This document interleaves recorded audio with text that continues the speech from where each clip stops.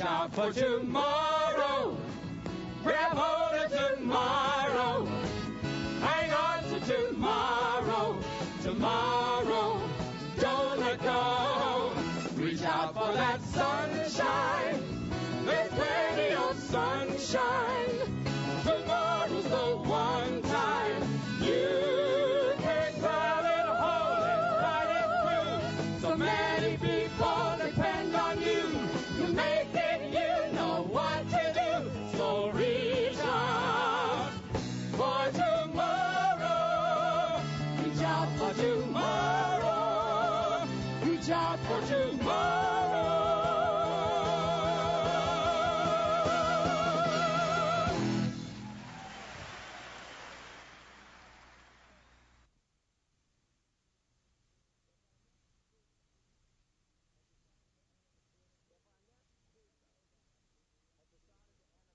If our next speaker had decided to enter the political arena, I'd have no doubt we'd be introducing another governor or even a U.S. senator. Norm Levine is fast becoming an institution in this industry if he already hasn't achieved that distinction. Many of you know of his story of being successful in New York, but choosing to pack bags and move to California and establish an extremely successful agency in a very short period of time. Many of you have read his books or articles in any number of newsletters and magazines. All of you have heard Norm speak. I guess to say that he gives more speeches a year than some of you in that audience make sales calls. He makes those speeches for two reasons. Number one, he's a proven observer and oracle. He's constantly looking around and reaching conclusions before the rest of us even realize what's going on. And the second reason he makes so many speeches is he's damn good at it. Rather than hear more about him, I'm sure you'd rather hear from him about the non-interview. Please join me in welcoming him to our MDRT stage, the next LUTC National Chairman, Norm Levine.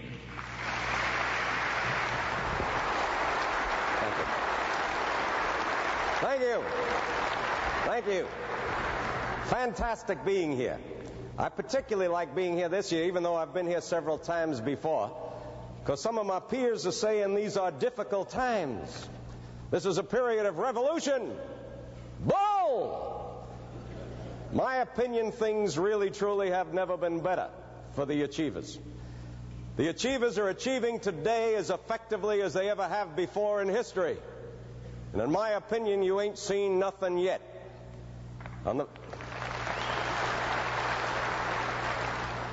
I will admit one thing, and I think this might be difficult for some of those still screaming, tradition! It isn't a guarantee for life because you achieved yesterday.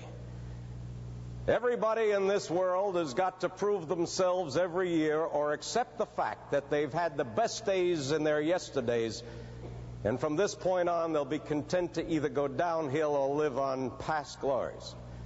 It's tough today. I'm working harder today than I have ever worked before.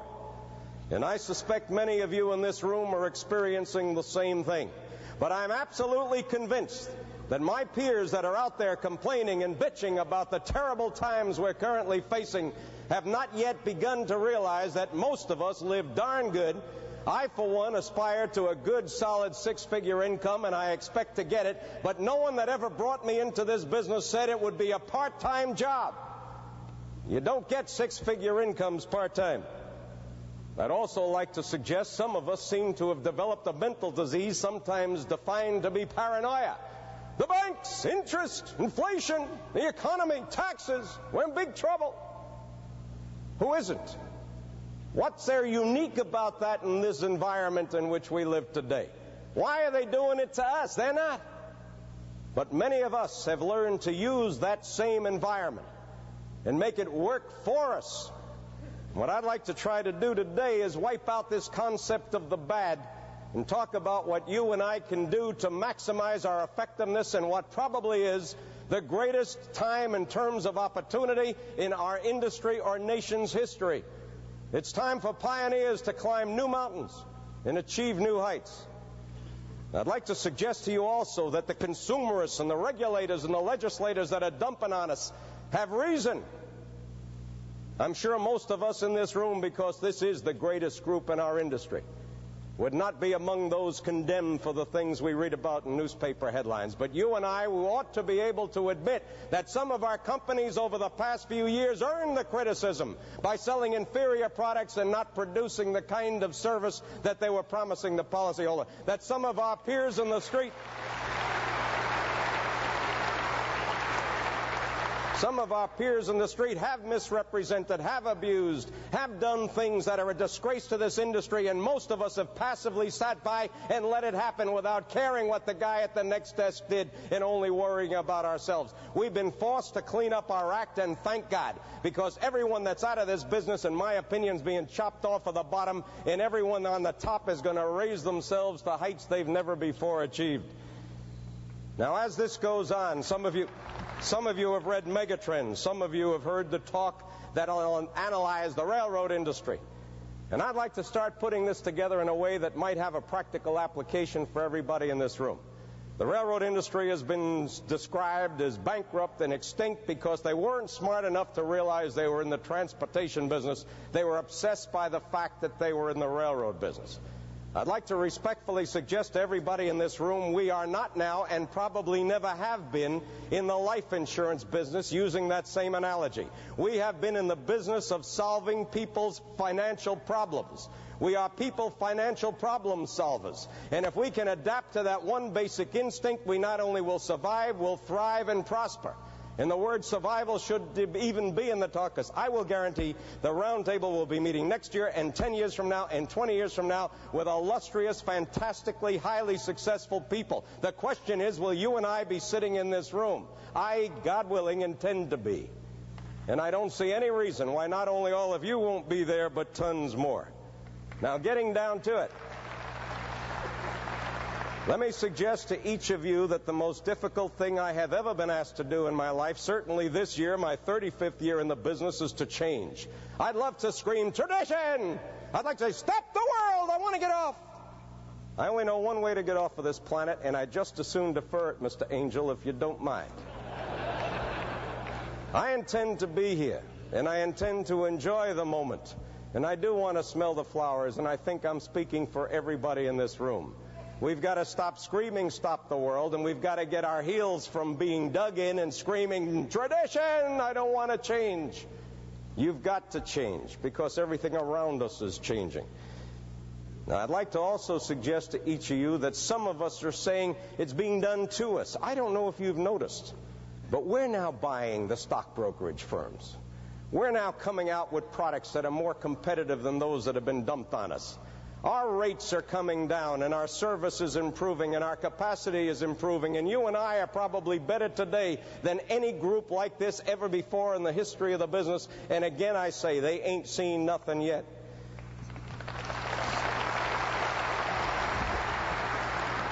You know, if somebody had said to me 5 years ago, they said, Nom, what would be perfect for your business? What would you like if you could have your druthers? Rub this little bottle of genie, he'll come out. Tell him what you'd like, and you'll have it.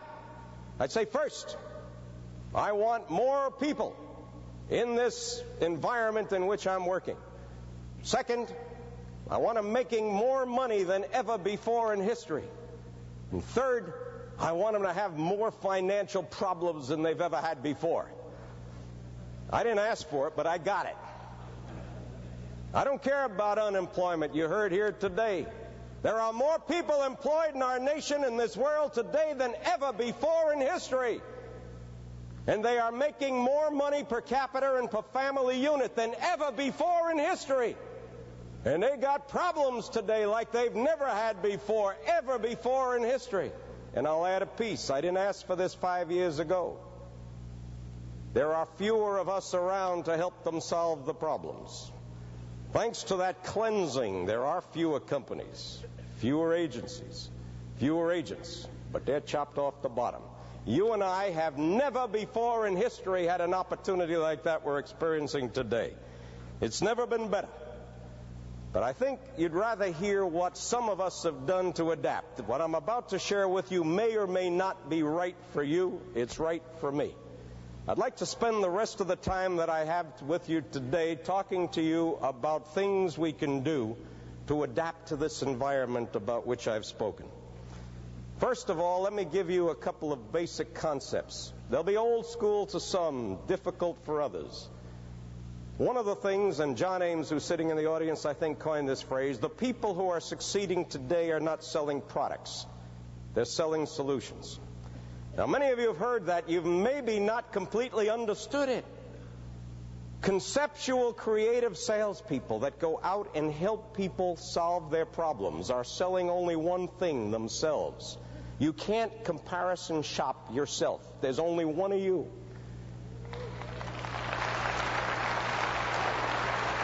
You go out and sell a term product, a low-cost group, a cheap this or a cheap that, someone's going to have it cheaper. But you don't come cheap. I pay my attorney $200 an hour. I could get one for $25, but cheap is cheap. I'd rather have a good guy at $200. It's cheaper for me than a poor guy at $25. I'm worth $1. So are you.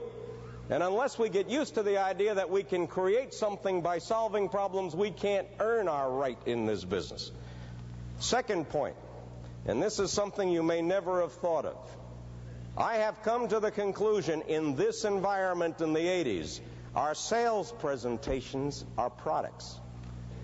Now, most of you are not going to grab that right away. Our sales presentations are products. If I program, if I use CNA or FNA, if I use a pension presentation or an estate liquidity presentation or a tax presentation, that is a product. Once I have committed to that service, I have eliminated all other possibilities. And if I went in with that as a preconceived notion and began that presentation, I am selling a product as surely as if I am selling term or ordinary life or variable or universal or you name it. Now, it took me a while to get this, but stick with me because we're going into territory I don't think many of you have traveled, even though I think it's so darn evident that I think everyone will be doing it soon if they're not doing it already. Now, let me explain the significance of that. When I came in this business, I was told, this is a game of numbers, Norm. You see enough people, you make enough calls, the Grantham concept, 10, 3, 1, I buy it, I bought it, I trained it, I did it. I think it's wrong today. And let me tell you why I think it's wrong. The concept was that I would come into this business, and if I saw 10 people and then got 3 interviews with good fact finders, I could end up with 1 sale. There's only one problem. I'm not the only one doing it today. Now, on the other side of the coin, supposing we thought of the sales presentation programming term ordinary as a product, and I went out and I had one product, and it was shaped like a square peg. And I rang 10 doorbells. Eventually, I'd find someone with a square hole, and I'd sell my peg. But I might have to see 10 to get 1. No, I'm better than that, Norm. I can do 5 and get 1. I can do 3 and get 1. You ever thought about doing 1 for 1? How about selling 1 for 1? Well, wait a minute, Norm. My peg is scraped like that, and I can't find that many holes. We have more shaped pegs today than we have ever had in history. Now, one of our problems, as I suggested, is other people are doing this. Let me share this with you. I got a client. His name's Joe Bloke. Well, wait a minute. The bank up the street, trust office, says, I got a client. His name's Joe Bloke. Casualty guy up the street. Nope. He's my client. I'm handling Joe Bloke. No. Wait a minute. The stockbroker uptown, he's got Joe Bloke in his computer. Hey, wait a minute. Whose client is he? In the old days, he was mine. Why? Because the bank and the stock brokerage firm and the property and casualty firm stayed on their own turf, and I stayed on mine. And I had him. He was my life client. Today, every one of them are doing everything I'm doing. Now, whose client is Joe Bloke? I'd like to suggest to you that we're all fighting for each other's clients right now because of this changed environment. And I'm going to have to earn the right to get that client as a total financial problem solver. I didn't say total financial planner. But I've got to earn the respect of that individual as a total planner. Now, some of you are going to say, wait a minute, Norman, you know what you're saying? Gary Sitzman said, sell term, flow with the, do anything. And if I sell term, my God, Norm, I sold $1 million of term last week. They almost debited my account. All right, so you make $100. You make $200 for something that once might have been different. But if it's the right sale, sell the term. But supposing right after that you went out and presented disability income, and right after that you tried to convert the term, and right after that you did a little bit of investment in IRA stuff, and right after that you found out he owned a business or she owned a business and you did a little group insurance. By the time you got done, if you picked up the whole pot, that $100 or $200 client, if you think in the totality of that person's financial problems and start picking up the change, might be worth $1,000 or $1,500 a year. Now, if you went out and before you showed the shape of your peg, you found out what shape hole you were trying to fill, and you reached into your attaché case and took out the right side peg to make the first sale. Maybe it's an IRA, maybe it's term, maybe they do debit your account because the sale is so small, but then you make that person matter. Well, by gosh, $1,000 per client, it only takes 100 clients and you got 100,000 a year. The Granum system, you needed 500. Why? Because you didn't sell everybody every year. But if you had clients you really cared about, one for one, hey, that ain't all bad if it could be made to work. Now you say, Norman, that's ridiculous. I'm telling you, others are doing it. There isn't a company in this room that doesn't have a variety of products right now. We're moving in that direction whether we like it or not, but I'm telling you, the credit card companies, the direct writers, the stock brokerage firms, and the banks are going to be doing this as sure as we're sitting here, and if we miss the boat, shame on us. Now, you might think I'm recommending something I'm not recommending, but let me make another point to you. Not only are others doing it, they're doing it better than we are, and that's a disgrace, because you know what they don't have? They don't have you, and they don't have me. LIMRA says it takes $150,000 to survive one single agent for 4 years in today's environment. The companies that gave up their career sales organizations are going to regret it forever. And the banks and the stock brokerage firms and the property and casualty people don't have them. You're here.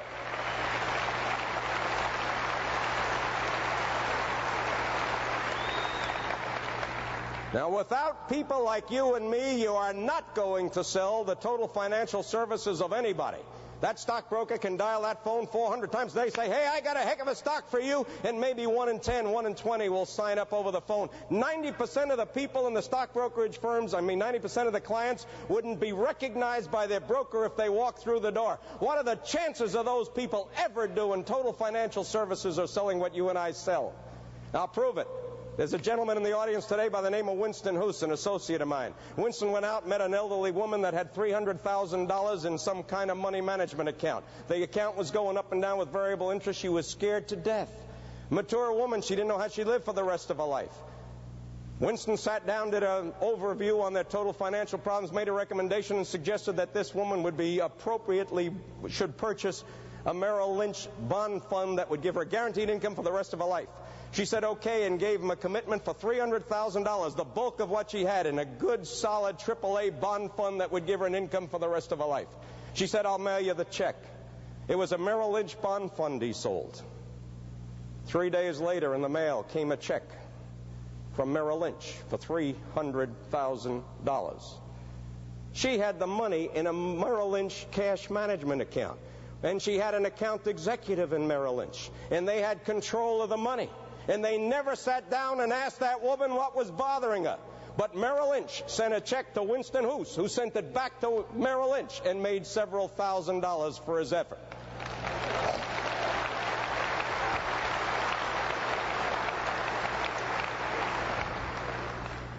All right? How do you do it?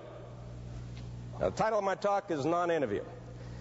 At least a half a dozen of you come up to me to tell me at this meeting, you know what my non-interview is. I'm not making anything up. John Savage has been doing non-interviews for years. But let me tell you what a non-interview is, because every one of the 6 that came up to me, and even one workshop discussed it, didn't understand it. A non-interview is not an interview. It doesn't even remotely resemble an interview.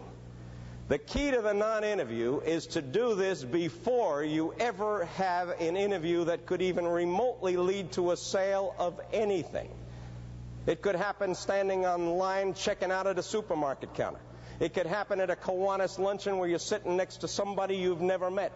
It could happen in your office when someone comes in for a formal interview before you ever begin the interview.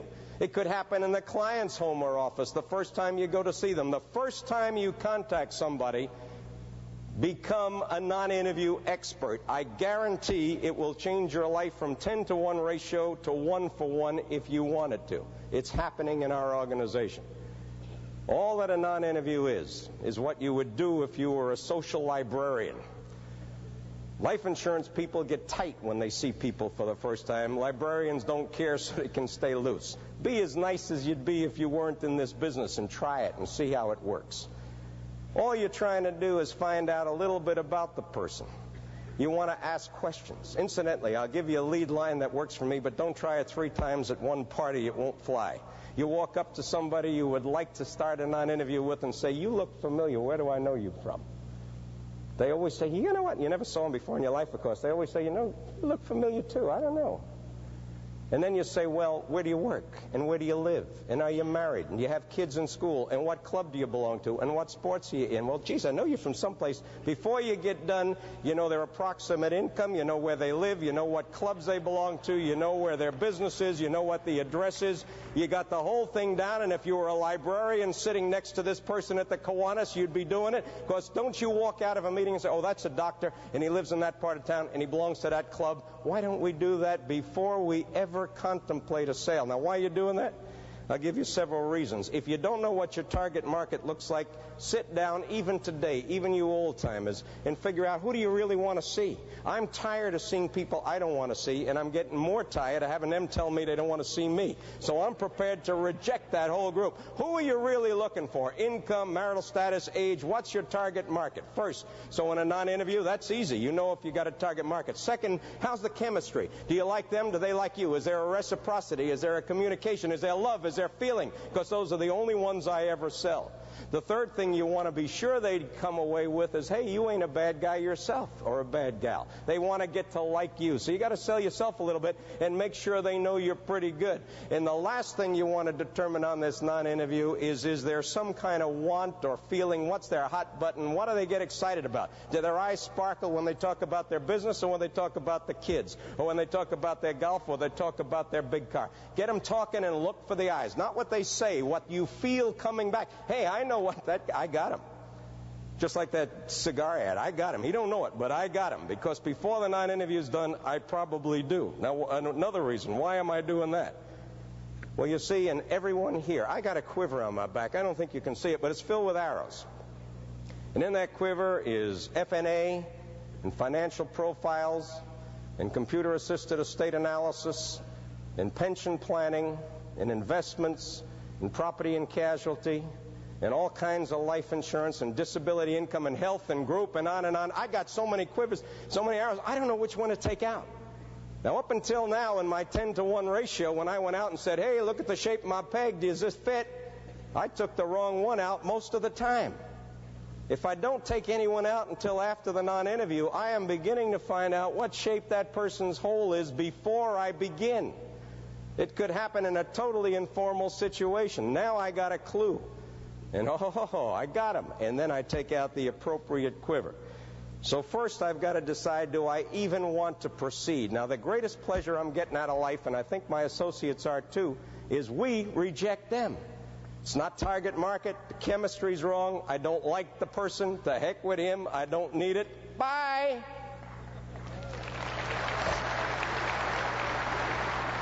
Second thing, if I do proceed, I know which way to proceed. I am not going in today, I'm a programmer, and everyone's going to see a fact finder in my demonstrator on programming. Nope, I think today I'll be an advanced underwriter, and I'll do nothing but liquidity sales.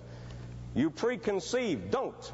I don't care if I sell that millionaire a $2,000 IRA with a $60 investment commission. My first job is to sell them what they're most likely to buy today, and once I sell them the first one, don't let go, pick up all your change and do the whole job, and I'll get it all once they buy me and I can sell in. So do I proceed? Here's another question. Do I do it alone? You know, you get there, the chemistry's not right, but man, that's target market. There am a biggie. That's one I really want to get, but I don't feel comfortable. The chemistry's wrong. I'm being dominated. So do I want to do it alone? Do I want to do it with somebody else? When do I want to do it? Sometimes I'll be in the middle of an interview and say, hey, I'm running out of time. This guy's getting restless. My time goes fast when you're having fun. Excuse me, sir. I really would have loved to continue this, but it's amazing. This has been so delightful. When would we get together next? How about Tuesday at 3 o'clock? That could be on a supermarket line at the Kiwanis or on your first interview. Don't force the interview. Not only do you decide do you proceed, but when and how. Now, as I suggested John Savage last year at this very meeting, in the workshop, and I hope he hasn't changed because it would make me a liar, said that 5 days a week, several months a year, he has coffee with a stranger, and he does nothing at that breakfast or that coffee except get to know someone else and find out if it's right. And if it's right, he makes an appointment for another time. Doesn't even get close to insurance. Why don't we all do that every day? 5 prospects a week, that ain't all bad. Even if you reject 2, you still sell 3 for 3 if you do it right. It's improved the numbers of sales, but now let me get on to this do-it-alone bit. I want to share with you a concept that I guarantee will make you money. A significant amount of the commissions being generated in our organization, a significant amount that I do, are what we call and you call joint sales. But how does it come to be? I don't know how many of you know what the pecking order is. I know some of you have heard me do this, but let me spend a moment or two on the pecking order. If you put a lot of chickens in the coop, first time they get together, chickens, they'll be screaming, feathers will be flying, they'll be fighting and chasing and banging and screaming. But when they get done, there's going to be a king chicken. He or she is going to be ruler of the roost. I am the king chicken. And down in the corner, there's going to be a little chicken. And everybody's going to dump on that little chicken. And then there's going to be a whole hierarchy in between. Going to be a king chicken and a second, a third, and all the way down is little chicken. Now, when the king chicken comes nighttime, he roosts or any place that darn pleases. And that poor chicken's on the bottom, and they're dumping on him all night long. That's the way life is. Chicken on the bottom, king chicken on the top. Eating time, king chicken first, chicken in the corner. Eventually, when the king chicken gets done eating, they all come over one at a time. Now, lest any of you think this is absurd, I am absolutely convinced that in the animal kingdom, that's a fairly basic fact, and I'm going to share with you today, if you haven't already figured it out, people and chickens aren't that different. In every human relationship, the moment 2 people meet, they shake hands, eye contact, overwhelming. There is a king chicken and a chicken every single time. You know it, you feel it, but you don't like to admit it. You go into a restaurant and the maitre d' takes a look at you and says, what's your name, sir? Norman Levine. Do you have a reservation? Yep. Well, I'm busy now. Sit down over there and have a drink, and I'll get to you in about 10-15 minutes. Thank you very much, sir. You go into another place, the maitre d's there, and you take one, oh, man, I got him. Do you have a reservation? Really doesn't matter. I've only got a few minutes. I'd like that table over there. Oh, of course, sir. Come right with me. King chicken. It happens every single time. You know when you're in charge, and you know when you're being dominated. I'll take an agent out on an interview, 2 successive ones in a row. First one, he's going to see his old buddy. Same age, same attitude, same education, same income level as old buddy Lester Rosen. The interview goes something like this. Hey, Lester, God, it's good to see you again. Hey, I got something for you won't believe. It is better than anything since sliced bread. This is the greatest thing I have ever had. Lester, would you do me a favor? Pull your chair right over here. Sit down. I want to show you the greatest thing I have ever had. Lester, it's fantastic. You know what? He'll sell that guy. No question about it. Lester's already dead. Doesn't know it. It's all over.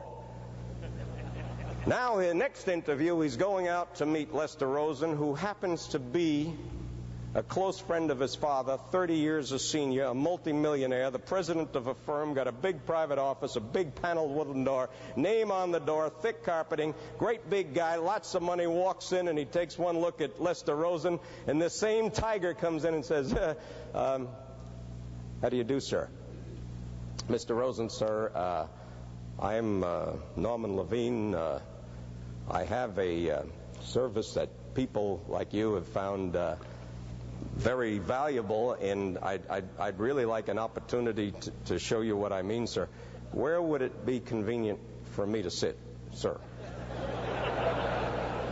I'm not exaggerating. 2 consecutive interviews, that personality changed instantly, pecking order. Now, might I suggest that if in the non-interview the target market is there, the chemistry's wrong, 50% of something is better than 100% of nothing. What you do is you go out and you find a king chicken. And you say, hey, Lester, you know, it's amazing how time goes. I'll see you next Tuesday. And next Tuesday, you come back with the biggest king chicken you can find. And in most cases, gang, you are the king chickens, and you ought to be doing it with the new folks in this business who desperately need your help.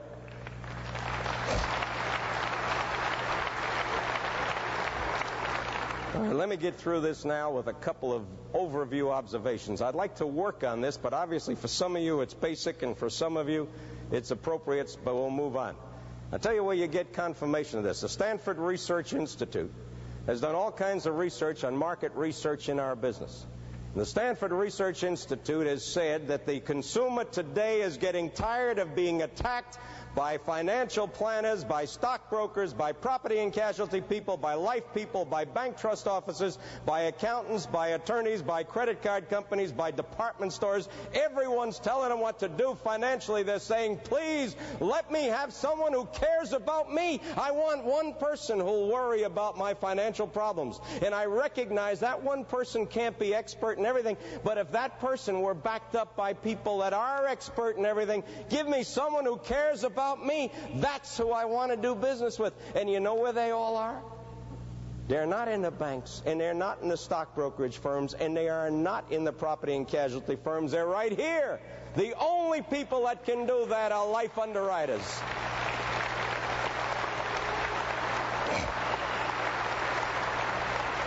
And the reason we're the only ones that can do it is because you can go from the tough sale down, but you can't go from the easy sale up.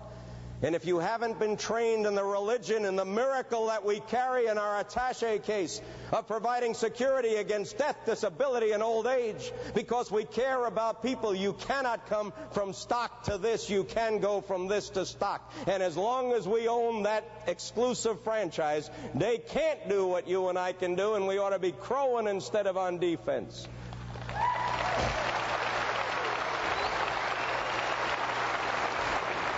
Now, let me very quickly pick up on that. I am not recommending total financial planning with fees. For those of you that want to do it, fine. There are only 5% of the market that's that affluent that's going to pay thousands of dollars of fees, in my opinion. Some of you will do it. I'll do it. I don't think most will do it. And Stanford Research says within 5 years that market's going to be saturated anyhow. But the 95% that Rice Brown was talking about the other day needs financial planning today like everyone else, because they got financial problems. And you and I sell every product, and I can make it on commission.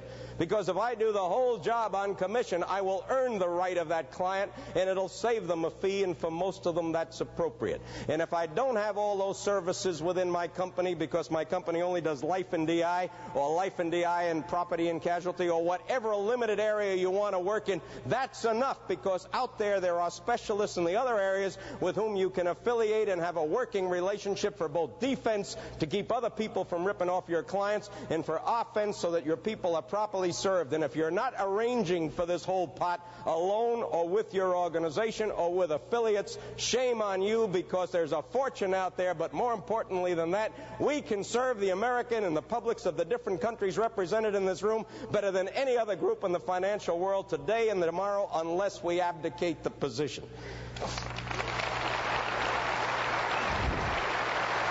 All right, let me do this. Some of the change you're going to need is education. Some you're going to have to address in terms of time control and discipline, and hours you're going to have to work.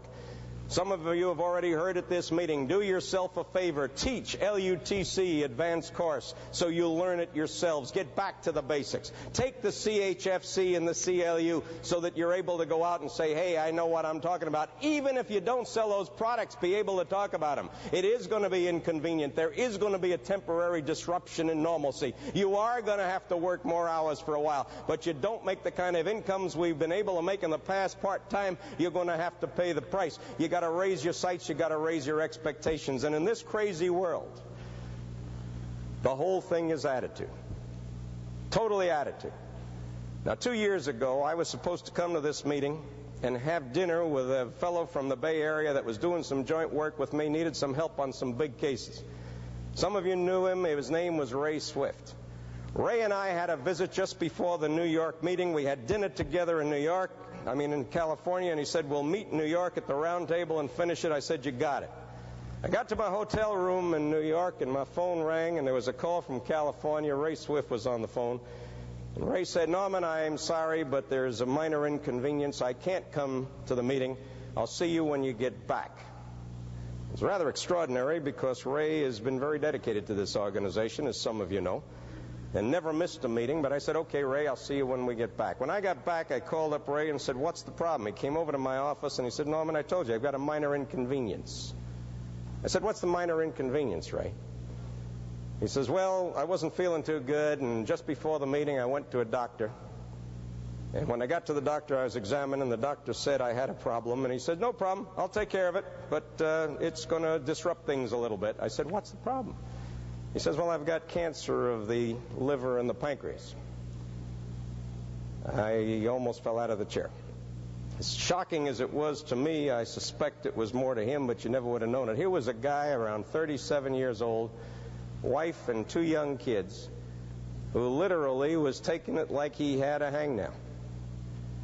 He never changed his lifestyle. He qualified for the $1 Million Round Table the following year. He was out working. He spent time with his church, time with his family.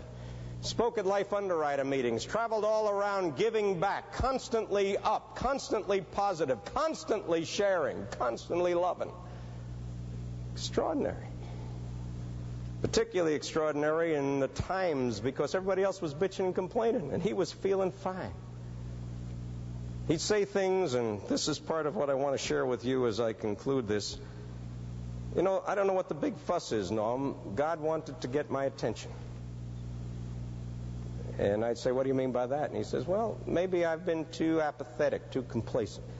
I was taking my family for granted. I was taking time for granted. I was taking my church for granted. I was taking my business for granted. God was trying to get my attention. So I think I'll give it a little more because I realize God is right. And then he'd say things like, when people would get upset with this, and it's no surprise, there'd be people in the room with a hangnail, with nothing, complaining. And they'd want to bring the whole family into the grave with them with the hangnail. I mean, I got trouble, things are tough. And Ray would be sitting there smiling. He'd come in a room, and the room would light up. Some people walk in, the rain came right in with them. He said, Norm, you know, and he said this to a lot of people, not just me, I don't know what people are so upset about. I win either way. I said, what do you mean you win either way, Ray? He says, well, if I get better, I'm going to be a better man for it. God has gotten my attention, and I will be a better man than I ever was before. And I said, if I die, the pain will stop. And I could never get used to that. It was so extraordinary. I think, God, what would I do in that situation? You know, I've been walking around the halls. This has been the greatest $1 Million Round Table meeting I have ever been to. And I say that every year, but this has been unreal.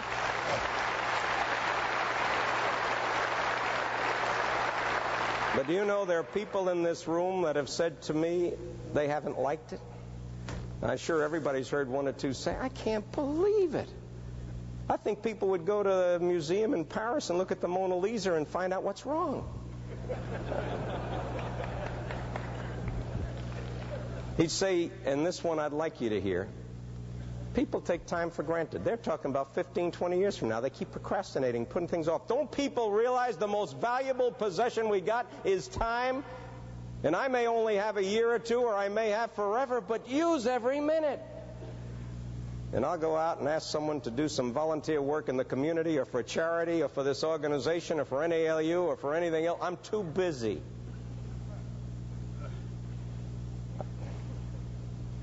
Talk about love and giving. If you visited Ray in the hospital, even the day he had chemotherapy, even when he was lying there yellow with his eyes sunken in and his weight just peeling off of him and getting thinner and thinner and worse, he'd raise himself out of the bed until the day he died, literally, and offer you coffee and donuts, which he kept at his bedside so that everyone that ever came in would be comfortable, and he'd entertain them right to the moment he died. And he said, you know, Norman, God loves me. And some of you in this room heard him say that. God loves me. And I'd say, Ray, what do you mean God loves you? If God loves you, why isn't he making you better? And he said, Norman, obvious. He could make me better, but he wants me with him sooner. And there'd only be one reason for that. He's got something for me to do. And he loves me more than he loves some other people. Now, there's a man in this room, I don't know where he's sitting, by the name of Charlie Linden. This is classic roundtable. Charlie, too, is a big hitter, MDRT. Charlie gave up the last 6 months of Ray's life for Ray. He became the executor of his estate. He did the final financial planning. He took care of Ray in the hospital. He handled all of his life insurance business, Ray's, not Charlie's. He almost got out of the business himself with love. And Ray, to the day he died, didn't miss a beat, because with Charlie at his side when he'd speak at life underwriter meetings, and Ray was speaking right to the end, telling people what a great world we live in, Charlie would be the one that would introduce him. Just before Ray died, I was in the hospital the day before he died, so was Charlie. Ray took my hand. Charlie heard him say this. He said, "Norman, if you ever speak at the $1 Million Roundtable, would you please tell them my story?" He said, "My one dream was to stand on that stage and tell it to them myself. But if I don't make it, will you do it?" And I promised him I would, which is part of the reason I'm doing this today. The next thing he said to me is, "You know, Norman, don't worry about me. I've already done my planning for next week." He said, "If I die, I've got my agenda for heaven all worked out. I know exactly what I'm going to do when I get there." And he lapsed into a coma from the morphine and stuff and came back to his senses about an hour later, and I was standing there, and he grabbed my hand, and he said, "Norman, forgive me. I know I told you I had an agenda. But with your permission and everyone else's, I'm going to take a vacation when I get to heaven. I need the rest. I'm going to take 2 weeks and go fishing, and then I'll start my agenda." You can't lie about things like this. That is precise. Now, just before he did die, he did a couple of things. He said, "Tell the folks I love them." And he picked out his pallbearers, one of whom was me and one of whom was Charlie, and we had the honor of carrying Ray to his final rest. And then he turned to his wife, Sherry, who was an absolute doll, and said, "Sherry, I don't care what suit you put on me when I get buried, but I want you to promise one thing. When I die, my $1 Million Roundtable pin will be in my lapel, and I'll be buried with that there." It took Sherry 2 days to find that pin. She went through everything in the house, but she found it, and when we carried Ray to his final rest, the $1 Million Roundtable pin was right there.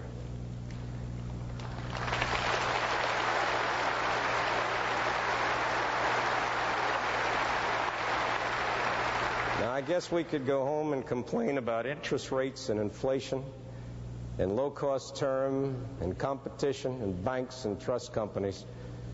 But in light of Ray's story, I don't know how. I'd like to suggest to everybody in this room that if we just went out and found out what shape people's holes were, we got the right peg. That if you'd only realize when Ray passed away, a king chicken died. But whenever a king chicken dies, the whole hierarchy changes, and everyone moves around and moves up a notch. From this platform in the last few days, I saw 20 king chickens right up there ringing bells. Most extraordinary sight I think I've ever seen. Right over there, I saw a guy break the 350 mile. And every one of us stood up and applauded a television screen because there was a king chicken setting a pace that had never been done before. Right here, I guess. Saw a man without sight that has done more things in his few years and shown more courage than I got to admit I've shown in my lifetime. King chickens.